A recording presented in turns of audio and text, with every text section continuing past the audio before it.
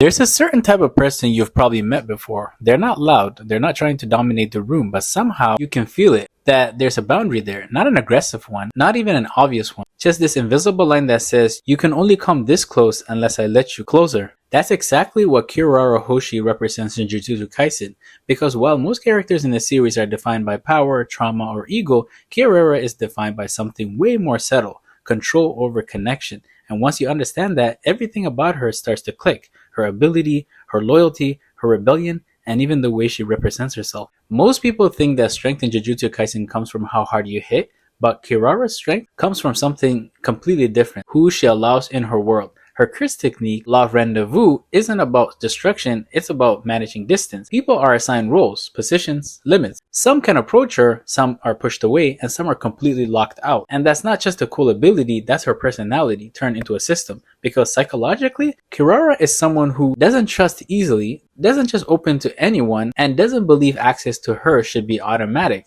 She decides that. And once you realize that, her entire character becomes way more grounded. She's not cold, she's selective. Now, here's where things get interesting, because Kirara isn't distant with everyone. When it comes to Kinji Hakari, she's complete opposite. She's expressive, supportive, and loyal to a fault. And that contrast tells you everything. Kirara operates on what you would call selective empathy. It's not that she lacks compassion, it's that her compassion is earned. If you're outside her circle, you'll get skepticism, distance, sometimes even hostility. But if you're inside, you get everything. That's why her relationship with Hakari matters so much. It's not just someone she follows, it's someone who she believes in.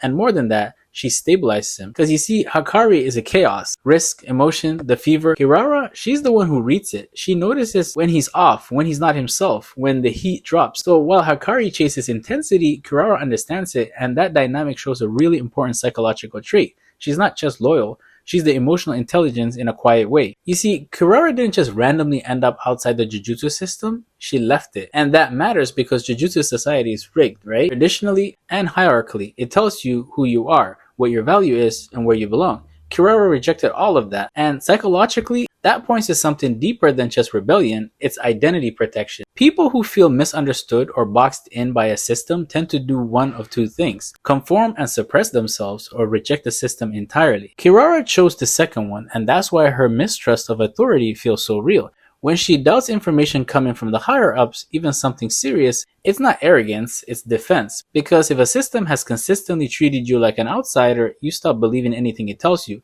That's not stupidity, that's a pattern recognition turned into self-protection. Now let's talk about her technique again, because this is where everything comes together. Love Rendezvous forces people into fixed relationships in space.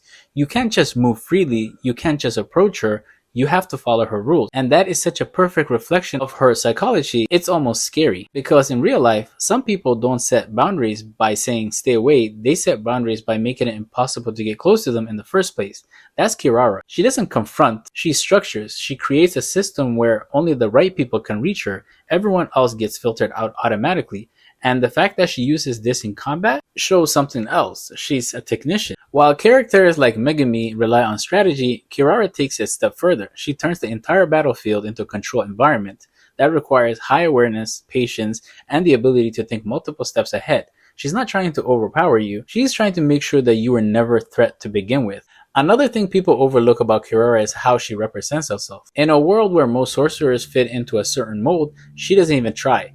Her style, her attitude, her energy, it's all the same thing. It's saying, I'm not here to be accepted, and that's important because a lot of people think that confidence means being loud or dominant, but Kirara represents a different kind of confidence, self-defined identity. She doesn't need validation from the school, the higher-ups, or the ranking system. She already knows who she is, and that's why she can walk away from all of this without hesitation. That's not a rebellion for attention, that's authenticity without compromise. If you strip everything down, her ability, her relationships, her choices, Kirara's psychology comes down to one idea: not everyone deserves access to me. And that idea shows up everywhere, in how she fights, how she trusts, and even the life she chooses to live. She's not isolated like Satoru Gojo, she's not detached like Ryomen Sukuna, she is something different. Someone who understands her connection is powerful, but only when it's controlled. And honestly, that's what makes Kirara feel real. Because not everyone protects themselves by building walls, you can see. Some people just make sure that you never get close enough to need them. And I'm low-key kind of like that. Subscribe for more.